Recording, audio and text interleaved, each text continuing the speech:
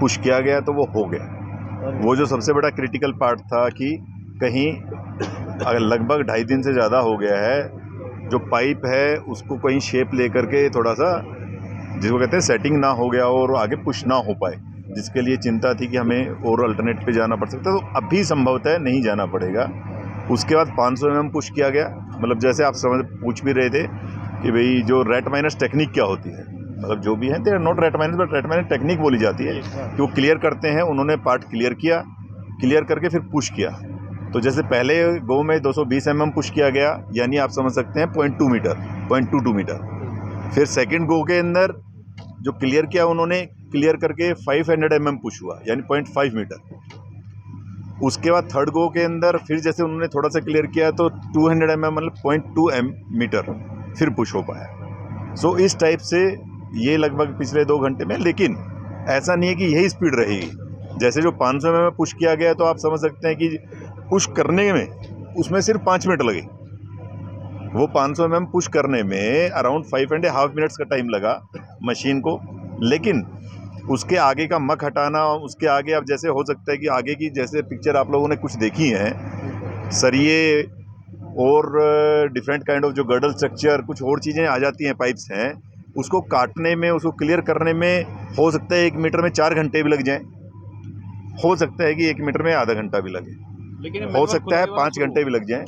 तो जो आप लोग कह रहे थे वो काम स्टार्ट हो गया है, मैनुअल प्लस पुशिंग वाला जो है ना, मतलब बेसिकली आप ये समझिए कि काम स्टार्ट उसमें ये हो गया है कि क्लियर करते हैं हाथ से, तो मैनुअली हाथ से क्लियर करके उसको अगर कहीं भी दिक्कत आती है उसको मशीन से, अभी बीच में छोटे सरिये थे तो उनको काट दिया गया।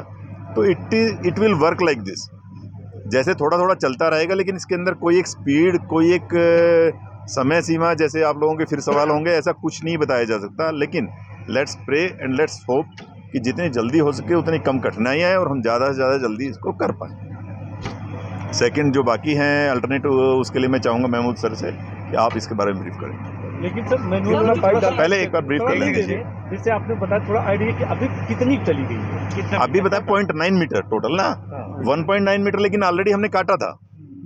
अभी तो वी आर स्टिल देयर कि उसके आगे वाला जो पार्ट आएगा जहाँ पर 1.9 मीटर के बाद भी गर्डल्स वगैरह थे फंसा हुआ, वहाँ पर थोड़ा टाइम फिर लगेगा।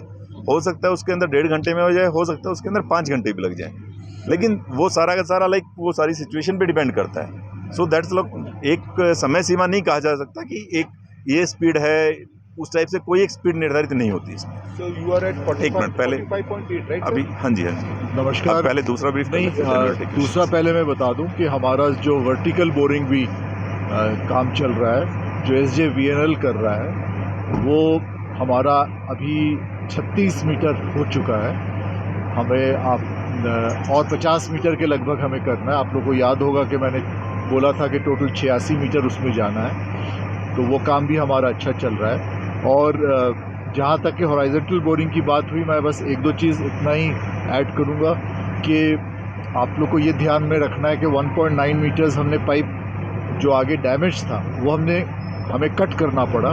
तो अभी जो 0.9 मीटर्स है, हम मतलब 1.9 से सिर्फ 0.9 मीटर्स हमने मेकअप किया है। तो हमारा ये मतलब ये उम्मीद है कि 1.9 मतलब और अनदर 1 मीटर हम जल्द से जल्द जाएं। लेकिन उसके अगला जो 6 मीटर आएगा वो हमारे लिए थोड़ा सा कठिन हो सकता है। अब ये सब अंदाज की बात है, क्योंकि हम ये सोच रहे हैं कि शायद वहाँ भी गर्डर, वहाँ भी 4 पोल्स, पाइप्स, मेटल के हो सकते आइटम।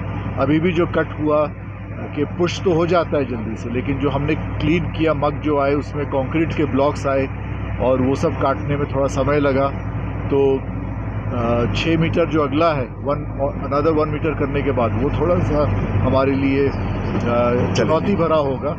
और फिर हम इसको रिव्यू कर रहे हैं रेगुलरली। हम देख रहे हैं जो भी एक्शन लेना होगा हम लेंगे साइमल्टेनियसली, और उम्मीद करते हैं कि जल्द से जल्द हम आगे बढ़ते रहें। पानी आने के बाद रुकने की बात होती है, पानी जैसे मैंने आपको बताया